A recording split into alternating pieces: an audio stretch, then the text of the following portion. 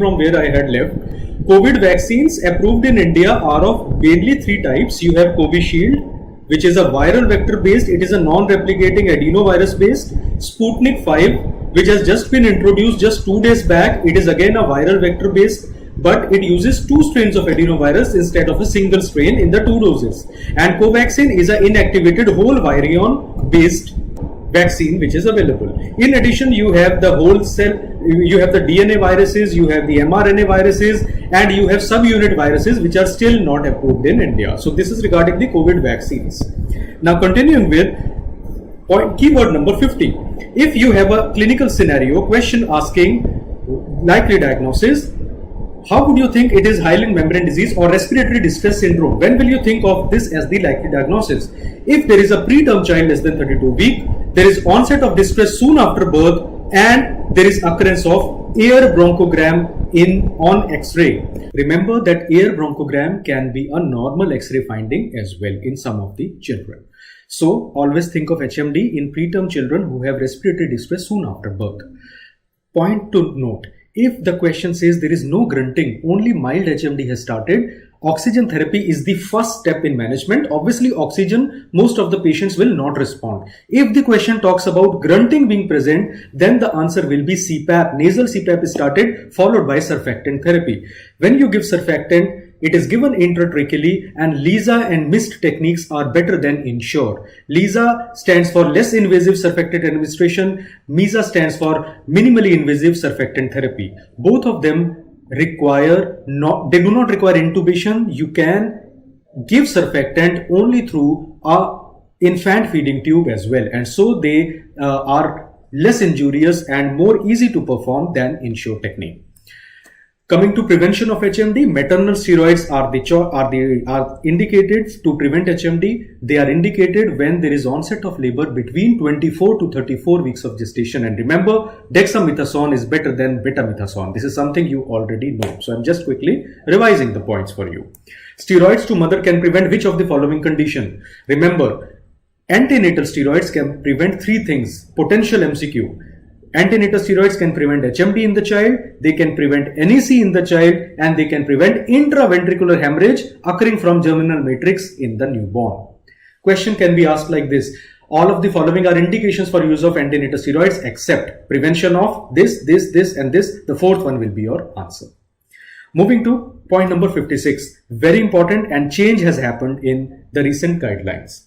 Earlier we used to think that transient tachypnea of newborn occurs because the lymphatics in the lungs are not functioning, and so time is not available for the fluid to be resorbed properly before child starts taking first breath. Now we know Nelson clearly says that TTN is due to less expression of epithelial sodium channels, the so-called ENAC channel, epithelial sodium channel, and less sodium potassium ATPase expression in the airways. This leads to less resorption of fluid from the alveoli, and when the child is born, there is still fluid in the lungs which causes tachypnea in the child. When will you think of TTN as the answer? Severe tachypnea soon after birth, particularly if there is risk of, if there is history of lower segment cesarean section delivery and maternal diabetes. So LSCS and maternal diabetes are the key words for TTN patient. Also, TTN management is conservative, which requires oxygen. However, New Nelson also says that there is a class of drugs which are now effective in severe TTN and should be added. Inhaled salbutamol, potential MCQ. Inhaled salbutamol increases the expression of epithelial sodium channels in addition to its bronchodilatory effect. And so it has now been FDA approved. It has now been approved by American Academy of Pediatrics for the treatment. In fact, many of the corporate hospitals also are now in India. They are employing salbutamol in severe TTN. So this is a new thing you must add to your notes. Dreaded complication of meconium aspiration syndrome is PPHN, persistent pulmonary hypertension of newborn. You may get a case upon this. How the case will be asked? They will put a case. A child had history of meconium aspiration syndrome, following which child was intubated. Now the child is having refractory cyanosis and cannot be taken off ventilator, which complication the child might have developed? The answer will be persistent pulmonary hypertension of newborn. PPHN can develop in MAS children as a complication. In this, the pulmonary pressure is so high that gas exchange does not happen and refractory severe life-threatening cyanosis can happen. Obviously, if somebody asks you what is the therapy of choice in PPHN, you need to put the child on ventilator, plus you need to decrease the pulmonary pressure. Sildenafil and inhaled nitric oxide are two life-saving techniques you can use in PPHN. So clinical scenario can be asked. If you have not read the topic so far, just the points I have told, they are good enough to add. Moving to neonatal jaundice. Most common cause of neonatal jaundice is physiological jaundice. Jaundice, which begins beyond 24 hours of life, that is second or third day, reaches a peak around 5th or 7th day and comes down by second week, is physiological. It does not require therapy. Pathological jaundice is mostly caused by Rh incompatibility, although it can be due to a variety of causes ranging from infections to extravasated RBCs to inherited causes to sometimes conjugated jaundice due to hepatobiliary conditions. But most common pathological cause is Rh incompatibility. Moving over, how will you distinguish breastfeeding and breast milk jaundice? Now, listen to me very carefully. Exclusively breastfed children, they have a high risk of developing neonatal jaundice. So, this jaundice occurring in exclusively breastfed babies can be divided into two categories. First is breastfeeding jaundice. Second is breast milk jaundice. How to distinguish the two? Feeding jaundice mein, the feeding is problematic. Because you are giving less feed to the child, it is resulting in relative dehydration, more enterohepatic circulation, and so there is a mild elevation in jaundice somewhere around 1 to 2 milligram per deciliter. So it is a mild, very common variety. Kab aata hai? Exclusively breastfed babies, end of first week. So 5 to 7 days. There will be no correctors. What is the therapy? Increase the feed, child will be fine. The other sinister variety is breast milk jaundice, which is fortunately very rare. This jaundice appears at the end of second week, usually 13, 14, 15, 16, 17. These are the days during which breast milk jaundice appears in exclusively breastfed babies. Sometimes there are substances in milk which inhibit either the conjugating enzyme, or there are glucuronidases which split conjugated bilirubin back into unconjugated. And so dangerous elevation in unconjugated bilirubin can happen, leading to kernicterus. Old concept was you stop feeding. But then they found children are now dying because of not feeding. So the current guideline is continue feeding the child, but treat aggressively with phototherapy and exchange transfusion. So breastfeeding, and after 4 weeks of life, it is seen breast milk jaundice automatically starts improving because the isoforms of UDPGT, which are now getting formed beyond neonatal period, are not inhibited by the substances in breast milk. 64th number point. Scenario based question was asked in NEET PG last year. So what is the minimum TSB to start phototherapy? If there is a term child and question says the baby is 24 hours of life or longer, at 24 hours of life, minimum bilirubin to start phototherapy is 10 milligram per deciliter. At 48 hours, any value 13 or more, you will start phototherapy. 72 hours, if it is 15 or more, you will start phototherapy. 96 hours and beyond, 18 milligram per deciliter is the cutoff to start phototherapy. Scenario. Child of day 3. Day 3 means 72 hour. TSB 12 milligram per deciliter. What next needs to be done? Observation. Why? Because 72 hour, the cutoff is 15. And if it is 18 at 72 hour, then you will start phototherapy. Should you stop breastfeeding? Never. Never stop breastfeeding in neonate in any scenario. 66th point. Talking about some points regarding breast milk. Breast milk has more lactose but less fat and protein than animal milk. Because it has more lactose, this lactose prevents the risk of hypoglycemia and promotes the growth of lactobacilli in the gut. So it is a good thing.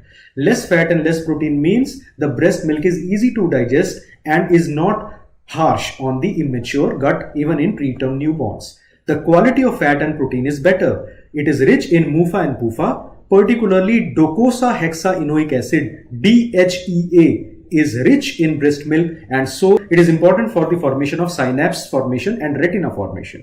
Protein in animal milk is casein protein. In breast milk, you have whey protein like lactalbumin, lactoglobulin, and so the quality of protein is also better. That is why breast milk is considered to be the ideal food for a baby.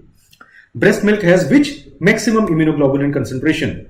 Everybody knows it is IgA, but people mark it wrong. Second most common is IgM followed by IgG. It is not placenta ki IgM cannot cross. Active secretion of IgM happens. So please remember this point. 68. Breast milk can be stored at room temperature for how many hours? 6 to 8 hours. Usually tropical climate, northern India and southern India. In summers, it is only 6 hours that we store for room temperature. Breast milk is rich in all vitamins except vitamin D, vitamin K, vitamin B1. Any mineral which is deficient in breast milk, fluoride is deficient in breast milk. Otherwise, all minerals are present. Breast milk has enough iron, enough vitamin C and enough B12. B12 deficiency in breast milk occurs only when the mother is following a vegan diet. It is not a vegetarian diet, vegan diet. Vegan diet is extreme form of vegetarianism where even milk products are not consumed. So 10 years, 20 years vegan diet, that mother's breast milk will be deficient in B12. Very rare to find in an Indian setting. Vegans are as rare in India as probably dodos in the island of Mauritius. They are extinct. They do not exist because India, everybody drinks milk. और कुछ नहीं होता, just milk पिला दो. So at least milk provides B12 to the patient, and milk, if the mother is consuming, that milk has some B12. It passes on through the breast milk to the baby. So B12 deficiency is not actually seen in clinical setting. Moving to points 71 to 85. So I've compiled some milestone points you must revise before you go for your exam. First is milestones related to stair walking. Now, crawling and creeping upstairs begins at 15 months of age. Going up and downstairs holding a support comes at 18 months of age. Going up and downstairs alone, 2 feet at each step comes at 2 years of age onwards. 2 feet at each step means first the child will put at each step 2 feet, then both feet, then both feet. We don't walk like that. We walk with alternate feet. So going upstairs alternate feet without support will come at 3 years, and downstairs alternate feet will come at 4 years of age. Some points related to language milestones. 50 to 100 words vocabulary was asked 2 times in NEET PG in the last 7 years. So 50 to 100 words vocabulary comes at 2 years. Subject, noun, object को join करके sentence बनाना 3 word का again 2 years. I, me, you comes at 2.5 years. 250 words vocabulary comes at 3 years. Repeating 3 numbers comes at 3 years. Repeating sentence of 6 syllables also comes at 3 years. Telling a story, song, poem, all that nonsense, Baba Black Sheep, etc. comes at 4 years. Using future tense comes at 5 years of age. When does past tense comes? Past tense also comes at 4 years. How do you tell a story? Once upon a time. एक बार की बात है. So the child is using past tense. So past tense will come at 4 years of age. Some more milestones. This is a table taken from Nelson 21st edition. There was question asked recently last year in 2020. What is the interpretation of particular milestone? So if the child is able to grasp rattle, it indicates the child is able to use objects. If the child is able to reach out for objects, it indicates visuomotor coordination. Palmar grasp gone indicates voluntary release. Transferring object hand to hand indicates comparison of objects. MCQ point, please write it down. Transferring object hand to hand indicates comparison of objects. Thumb finger grasp, the child is able to explore small objects. Turns pages of books, increasing autonomy during book time. Scribbling indicates visuomotor coordination. Building tower of 2 cubes, the child is able to use objects in combination. And tower of 6 cubes requires balancing. So there will be gross, fine motor and visual coordination. So किस milestone से क्या चीज define हो रहा है? This is the table from which MCQ has already been asked in the past. So please cram this table at least from Nelson 21st edition. Some points related to grasp. Now, a lot of questions in NEET PG are asked regarding the grasp. First is bidextrous grasp. You offer something to the kid, he will approach with both hands. That is bidextrous grasp. Begins at 4 months, established at 5 months. Unidextrous grasp. You give something, now the child approaches with one hand. That is 6 months. Transferring object hand to hand, 6 to 7 months. Palmar grasp. Not using thumb. That is 7 months. Pincer grasp. Pincer grasp. Using thumb and index finger is pincer grasp. First is immature, where the object is not held at the end but in between the thumb and index finger. When the object is being held at the end firmly, we call it as mature or true pincer grasp, which comes at 12 months of age. Now, some respiratory MCQs. If question says stridor since birth है या first 6 weeks में start हो गया and omega epiglottis is present, diagnosis will be laryngomalacia. What next needs to be done? Nothing needs to be done. 90% children improve by 2 years of age. If it persists beyond 2 years, you will perform a surgery called as supraglotoplasty. Potential MCQ, write down. Can be a scenario based question. If the question says stridor, fever, barking cough, think of croup, also called as acute laryngotracheobronchitis. Causative agent, viral infection like para-influenza virus. X-ray will show steeple sign in croup. What is steeple sign? Subglottic narrowing, and as it comes down, it becomes broad. You can have a photograph like this. Can you see there is subglottic narrowing and it is becoming broad as it is coming down? This is steeple sign, visual already asked in the past. Croup does not require antibiotics. It is managed conservatively.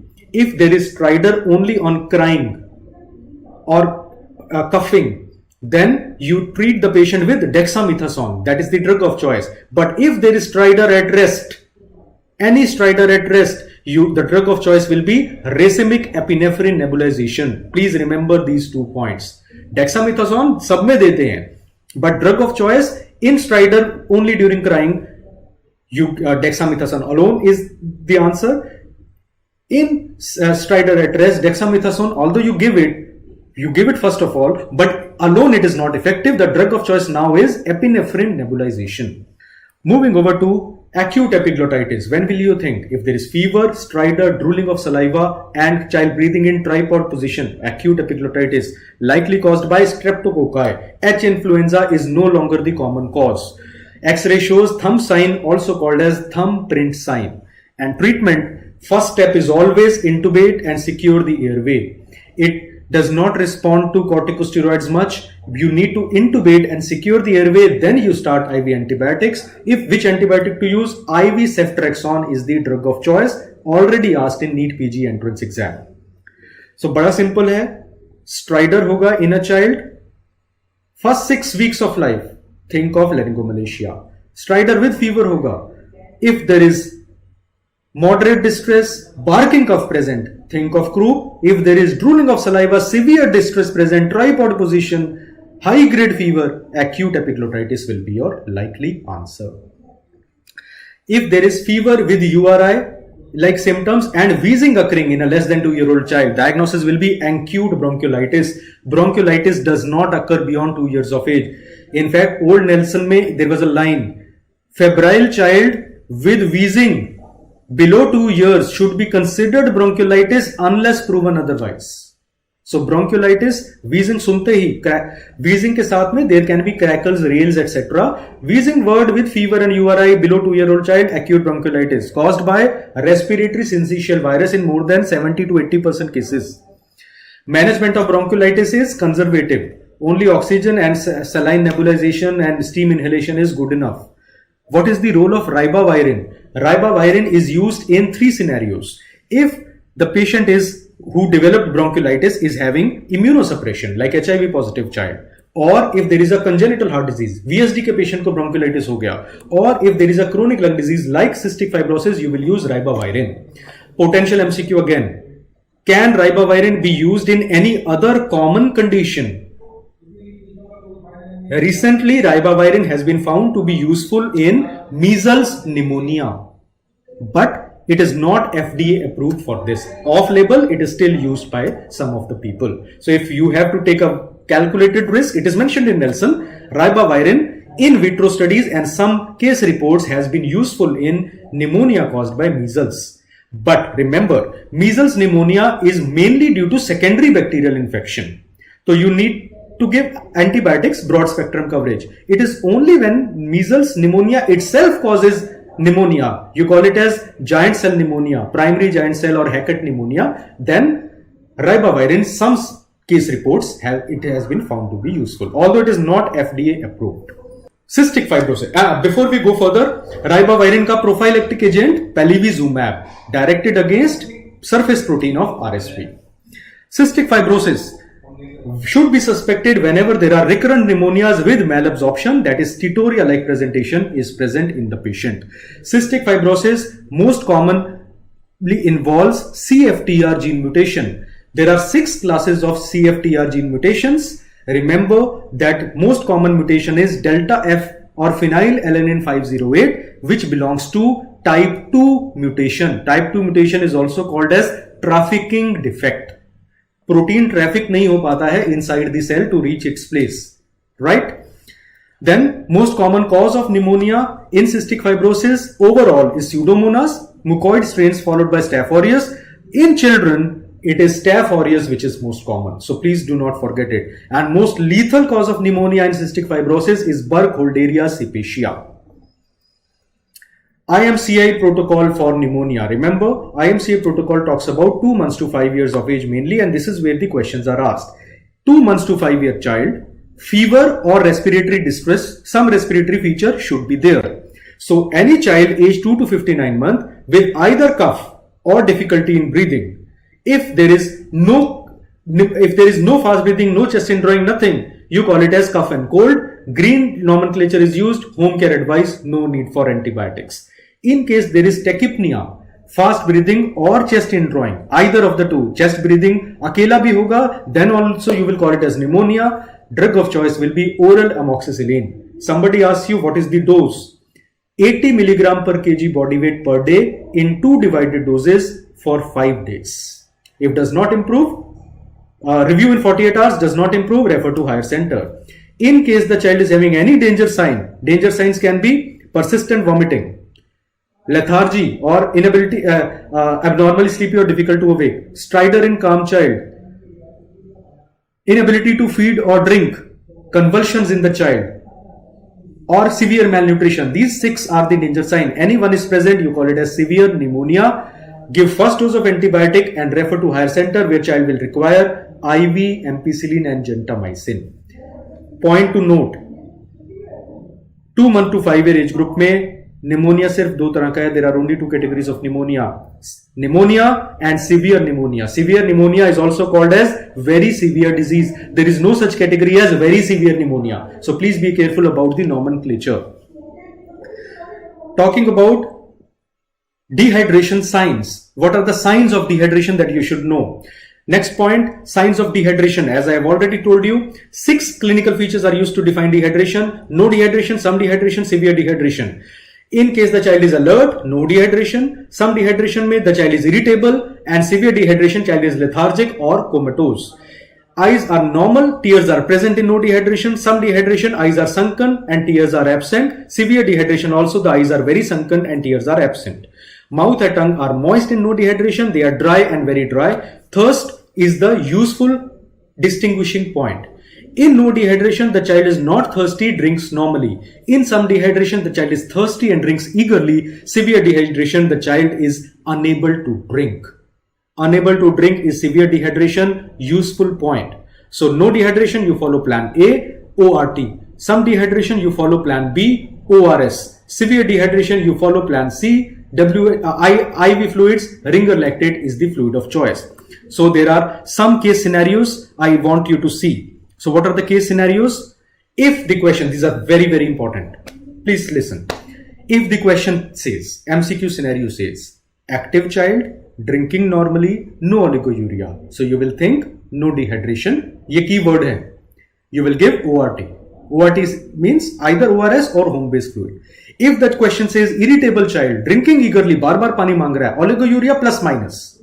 Some dehydration, give ORS 75 ml per kg over 4 hours. And if the question says lethargic, unconscious child, unable to drink and oliguria always present, diagnosis will be severe dehydration. IV fluids like Ringer lactate will be given. Uske liye formula you know, 100 ml per kg total dena hai. First 30 ml per kg rapidly, next 70 ml per kg slowly. Over 1 hour, over 5 hour, total correction done over 6 hours in infants.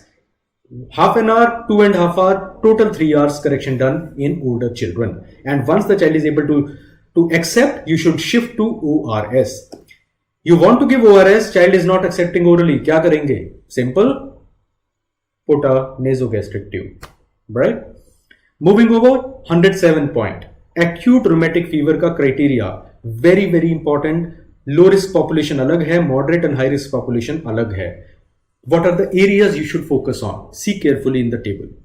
Carditis is a major criteria in both low risk and moderate to high risk population. India lies in moderate to high risk. United States lies in low risk. Okay.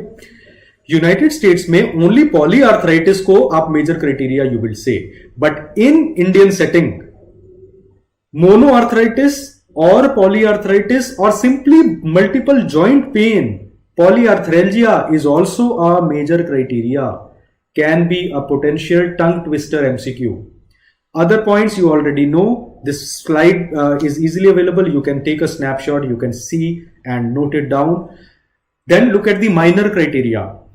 In low risk population, polyarthralgia is a minor criteria, whereas moderate to high risk, monoarthralgia is a minor criteria.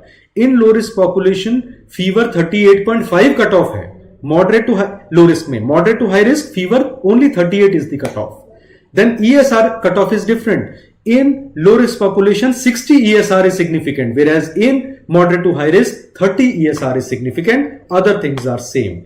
And 2 years back in PGI entrance exam, there was a question where they asked the definition for low and high risk population. It is not likely to be asked in NEET PG, but agar pucha jaye, so don't blame me. So the definition which is given in the footnote, how you define low risk population, anything which is not a low risk will be a moderate to high risk population. That criteria also needs to be remembered. The criteria you have been given in OP Ghai 9th edition is not the one to be remembered. Usko bhul jao. This is the criteria which is being asked in Central Institute and can be asked in NEET PG exam as well. Finally, 108 point. If question talks about fever with rash, तो क्या likely diagnosis होगा? If question says itchy rash started on the trunk, vesicles are present, think of varicella. V for V, vesicular rash, which will heal with crust formation or scab formation, varicella. If question says non-itchy rash starting on trunk, so दो ही rash हैं जो trunk पे start होते हैं among childhood infections. Remember, one is chicken pox, second is sixth disease. So non-itchy rash starts on trunk only when the fever goes away. Think of sixth disease as the likely diagnosis. Sixth disease, you already know the causative organisms, human herpes virus 6 and related organisms.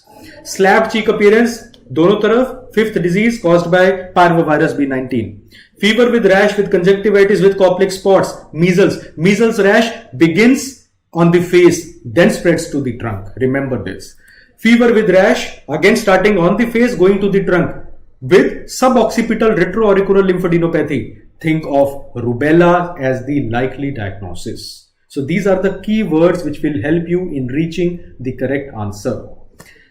End of the day, we cannot discuss everything, but my point was to cover as many one-liners as possible and address some of the queries which often have been asked. So we have covered some of the things. So strategy in exam, just listen. I'm not going to tell you anything outlandish. All I will say is काम का चीज. Next 72 hours, only focus on what you have read so far, plus any topic which you feel is important, which faculty is saying is important, on which question has been asked in 2-3 years and you have not done that. Other than that, don't go in for solving some new grand test, some new practice test or anything like that. Stick to revising your own notes and high yielding stuff. Number one. Number two, any subject which you have not touched in the last 2 weeks has to be seen at least to have that confidence again in your mind. Confidence is very important. If you are underconfident, you play like some of the players played in IPL yesterday in Kolkata Knight Riders team. Both of them were excellent players, but they just got bogged down. Play with confidence. If you are confident, you do well in the exam. Third thing, before your exam, do not panic.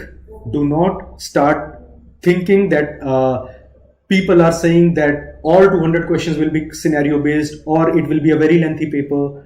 There is a good likelihood that it will be a lengthy paper. There will be clinical scenarios, but there will be easy fact based questions also. And if it will be a difficult paper, it will be same for everyone. The person who will keep his cool in the exam and will mark whatever he or she knows will eventually get through. If you feel underconfident, say to yourself, I know everything. Question will be written there, answer will be written there. All I need to do is identify and reach the correct answer. In lengthy questions, start from the bottom two lines to know कि ये पूछ क्या रहा है. Sometimes those bottom two lines are sufficient for you to make the diagnosis. And look at the keywords, the age, and what is being asked. Watch out for words like all of the following and none of the following except. These are the things which make you mark wrongly in the paper. If you have no idea about all four options or the topic ही नहीं पढ़ा है, you can think about not attempting the paper, attempting that question. But if you can rule out one option, you can take a calculated risk. And any question where you are confidently able to rule out two options, you have to attempt that question. Coming to how much you should be attempting, it depends upon how much is the difficulty level of the paper. In fact, it is very difficult paper, still your attempt should be 160, 170 out of 200. Extremely difficult also, 170, 180 tak jana hai. Because there is going to be a lot of clustering. Negative marking is going to be slightly expected to be on the lower side compared to AIIMS. If you mark too less, even then you are going to have negative marking. There are a small set of students जो whatever they mark, they know it is correct. If you belong to that category, then it is fine that you are marking only 130, 140, 150. Then it is fine. But in case you belong to the majority of students who still get a lot of negative marking, it is always better to mark a bit more. But when you mark a bit more, only do not mark in fact-based things if you don't know. Clinical scenario-based things, kahin pada hota hai, it will come to your mind. If you can rule out one option, take a calculated risk. If you can rule out two options, you must go for it. And once the paper comes in your hand, once the paper begins, it will not come in your hand. Once the paper begins, evaluate the paper quickly and see how fast and how slow you need to do. So, difficult paper, a good student has a better chance of getting selected. And finally, all the best. You know everything. Whatever 2 or 3 slides which I showed, I will try to put them up in the comments, or you can mail me, you can message me. I will be more than happy to share it with you. Or what I will do is I can put it up as small snippet on Facebook also, on Instagram also. You can all see. So all the best. Apologies again for the technical issues, and do well in the exam. Please make sure to read COVID-19, infectious diseases and latest health programs properly. My guess is there are going to be good number of questions from them. All the best.